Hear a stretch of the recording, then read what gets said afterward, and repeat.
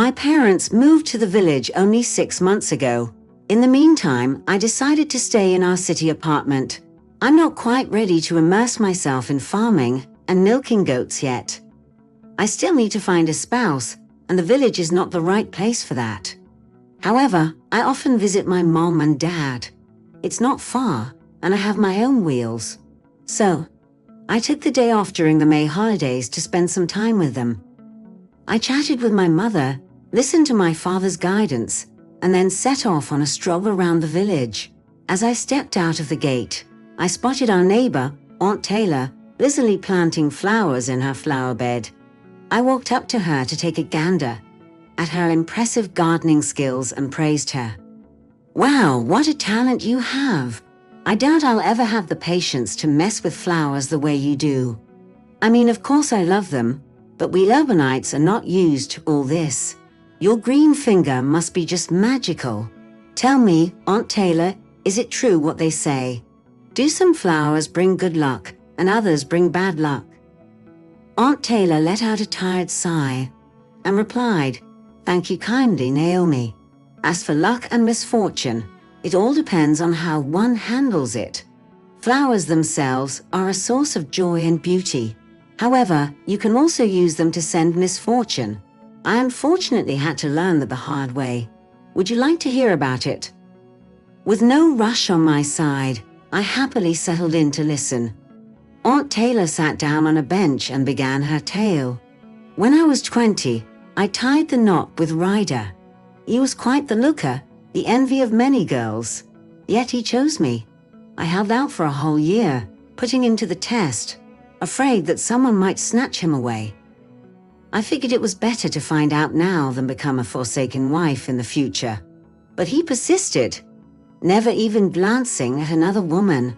I eventually gave in because, well, I loved him dearly, even though I tried my best not to let it show. We moved in with an elderly grandmother named Evelyn, a distant relative of Ryder. She was lonely and let us in, promising to leave us her house as an inheritance in exchange for our companionship. Evelyn was kind-hearted and good-natured, which made our life together quite comfortable. She sat on her bed all day, endlessly reciting prayers. The only object in her room was a small, dilapidated icon in the corner. I couldn't even make out who was depicted on it. She looked at him lovingly and whispered prayers. Once upon a time, Scarlett paid a visit to me, a co-worker at the warehouse. Scarlett, 4 years my senior, was a reticent yet stunning woman with ebony tresses and a charming mole adorning her cheek. I couldn't help but wonder why she began reaching out to me, though other mature ladies whispered rumors, trying to alienate her from me. However, I simply dismissed their concerns and sympathized with Scarlett's plight. Scarlett had already experienced marriage and widowhood at a young age, with a little daughter under her care. Her husband tragically perished, drowning just a year after their wedding. He mysteriously ventured into the river at night, never to return. His decision perplexed everyone. When his lifeless body was discovered, the sight of the rope still attached to him, but the cross missing, left everyone in bewilderment. It remained an unsolvable enigma. From what people had divulged, Scarlett confined herself to her home for an entire year. Her survival tactics with her child shrouded in ambiguity. Unexpectedly, she began appearing at my doorstep. Initially, she came once or twice, but gradually her visits became a daily ritual. It wasn't just her presence, but her persistent attempts to engage with my husband that unsettled me. At first, I exercised patience, as I noticed he paid her no mind.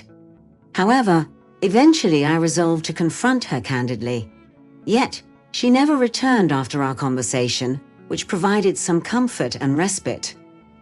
A mere week elapsed before Scarlett arrived at my door, presenting me with 2 stunning bouquets of flowers.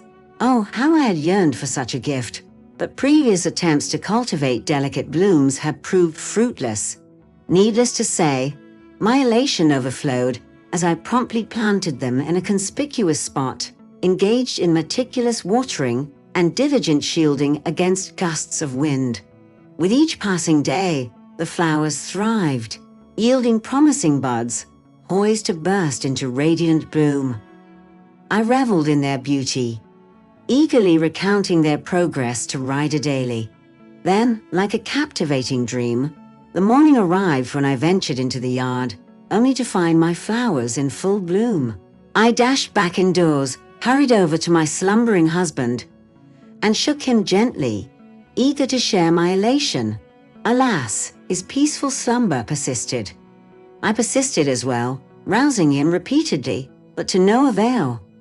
A tinge of fear began to gnaw at me, propelling me towards Grandma Evelyn's abode. I spilled the tale of Ryder, pleading for assistance. Inquisitively, she queried, "What manner of interloper invades our abode? Who dares afflict you with such distress? Not one, but two." At first, I was utterly perplexed, gazing through tear-filled eyes at my grandmother. What worth was there in tokens of good fortune when my husband languished in a dire state? An ambulance must be summoned, yet Grandma Evelyn had her own remedy in mind. "Think, my dear, haste is of the essence, while your spouse yet clings to life. Physicians are powerless against this malevolent sorcery, a malady incurable," she murmured whilst regarding the icon adorning the room's corner. I collected myself, delving into my memories, recollecting those who bestowed gifts upon both Ryder and I for our birthdays or New Year's Eve. Suddenly, an electric jolt of realization struck me. "Grandma," I exclaimed, "Scarlet, she gifted me a pair of blossoms not long ago. They reach full bloom today. They are truly magnificent." My grandmother's response was swift and fervent. "Tear them out this instant," she bellowed. "Hurl them into the fire. They bring naught but misfortune.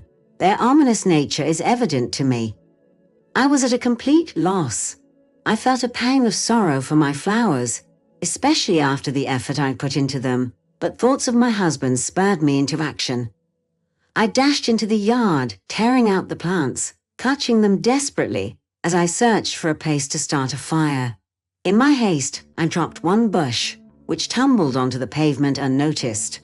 I barely registered it as I built the fire and began feeding it the flowers, but then I realized something was missing. Frantically, I searched around until I found the fallen bush. To my utter astonishment, it had already taken root and was firmly embedded in the asphalt. I yanked it free and tossed it into the blazing flames. As soon as the fire went out, I saw my husband coming out of the house, holding his head with his hand. I rushed to him, kissed him on the lips and hugged him tightly. He told about a dream in which Scarlet tied him up so tightly that he could barely move.